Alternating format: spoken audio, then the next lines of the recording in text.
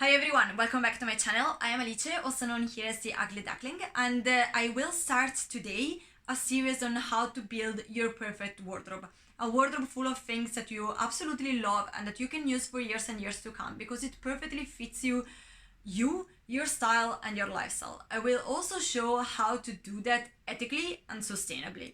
So if you're interested in that, please consider subscribing to my channel. So in this first video, I put together a guide on how to start building your perfect wardrobe. And it doesn't matter if your ultimate goal is to be a minimal, to build a capsule wardrobe, or to just build a perfect wardrobe, no matter the size. Because this guide will actually serve all these purposes. And that's because it's ultimately a guide to shift your mindset from overconsumption to be much more mindful in your shopping. So to only bring in your wardrobe things that you love and that will really work out for your wardrobe. So the first thing I would say is accept and understand that this is a process. This won't happen in a nighttime because no one can shift his own mindset and his whole life of habits in a nighttime. So you need to take several steps. You need to do that in phases, and you will probably make mistakes, and that's okay because mistakes serves to learn. So try to just take it easy, have fun in the process, and really do not put too much pressure on yourself, because if you're really pressuring yourself, like in reaching a certain goal in a certain time, in a certain way, then you risk that the first time you fail, then you will feel overwhelmed and quit, and that's really not what you want to do. So take your time.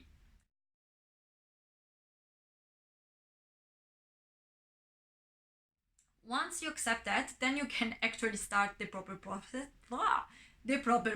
It's a very difficult word to say. So the first step is really stop buying.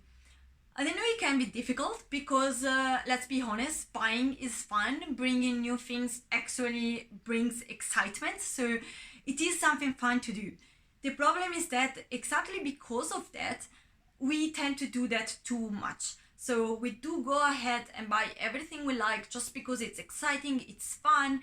And yeah, the problem is that in this way, you end up cluttering your wardrobe of things that you don't really like, that you don't really need, and eventually it's just cluttered. It won't do your wardrobe any favor. So taking a long break from shopping really helps to break this habit. Now, in my case, I took a break of more or less 1 year, and that was very much needed. So that the length can actually depend on you. If you are already a person that shops very mindfully and not so often, then probably you won't need an entire year. If you are a person that shops every week, that maybe a year is a good idea. I don't know, that really depends on you, but I would say try to take really a break from that, and try to take the opportunity from this break to really learn from your wardrobe. And that's because once you oblige yourself to only wear what you already have, you will see that you will quickly start to understand what are the things that you really like, what are the things that you don't and you never use, and what are the things that you need. And that will help you in ultimately refine your style. So it will really help you to start to understanding what is the perfect style for yourself, and not what some influencer or whatever out there will tell you that that's the style you need to have. And that's very important because that's what will help you to shop more mindful, because you will shop for yourself. You will shop for those things that you know that you will love and use, and not for you won't shop for someone else. Basically, you won't shop what someone else tells you that you need. You will shop for what you really need. So take this time to start figuring out your wants and your needs.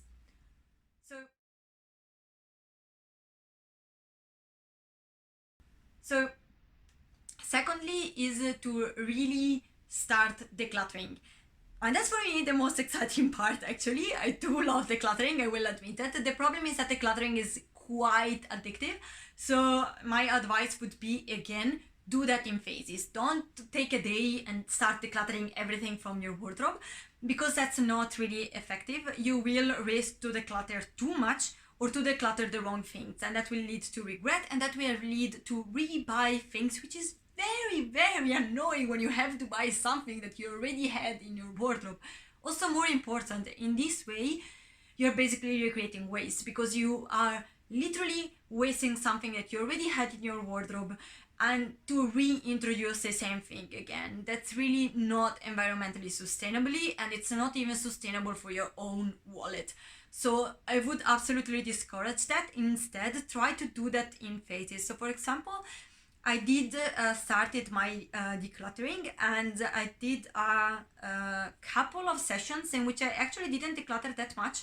But I'm okay with that, because now I'm approaching like the big session of decluttering, but now I have very, very clear what I will declutter. So that makes me much more confident in the fact that I won't declutter too much, basically.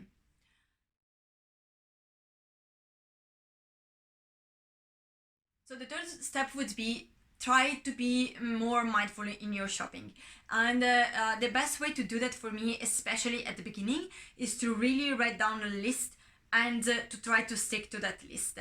So you should base that list in what you learned from the previous phases. So you should write a list with very clear in mind exactly what you like and what you need, and try to be as descriptive as possible in your list. So for example, I did need a cardigan, and I didn't just write down cardigan. I wrote down that it needed to be black, it needed to be long, and it needed to be made of cotton.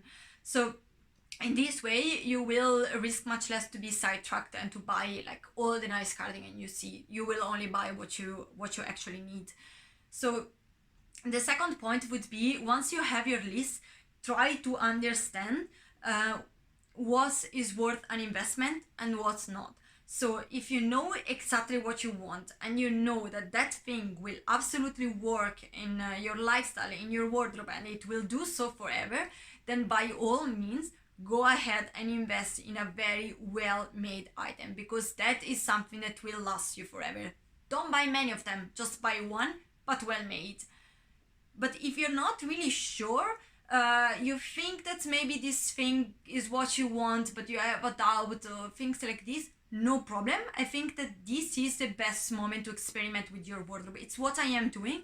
I don't have a well-defined style yet. I am figuring it out. So I am taking this time to actually experimenting, and I am taking the chance of buying things that might not work out for me. But I still try to do that mindfully. And the first thing would be experiment cheap. It doesn't make any sense to spend a lot of money on something if you're not sure that you will use it forever. It's not good for your pockets, because it will be a bad investment, and it's not good for the overall sustainable movement, because at the end you will have something that will just create clutter in your wardrobe, and that will need to be sorted out at a certain point. So only invest in things that you're sure you will need. But that doesn't mean that you can't experiment, and experimenting cheap doesn't mean that you need to go fast fashion. The perfect way to go for me would be first asking friends. Do a friend swap. If they have something that you really like, maybe ask them to borrow it for a couple of weeks and try it out if you like it. Try to modify your own items. If you have something that can be modified in a different, I don't know, fit or hem or whatever, do that. That's a good way to start like experimenting without actually spending or not spending that much. Otherwise, if you can't do the first two steps, another very good step is going secondhand. More often than not, you will find cheap things secondhand that you can play with, just to understand what it works for you. So to make a very simple experiment from my own life, I did know at the end of my no-buy period that I didn't know that I needed a blazer for work, and I know exactly what I wanted. So I went ahead and invested in a very well-made blazer from an ethically made company. But for example, for jeans, I knew that I needed jeans, but I wasn't exactly sure what type of jeans I wanted and needed. So I decided to experiment, and I took two pair of jeans, blue jeans and a white jeans. I bought them in a charity shop, so I paid in total €7.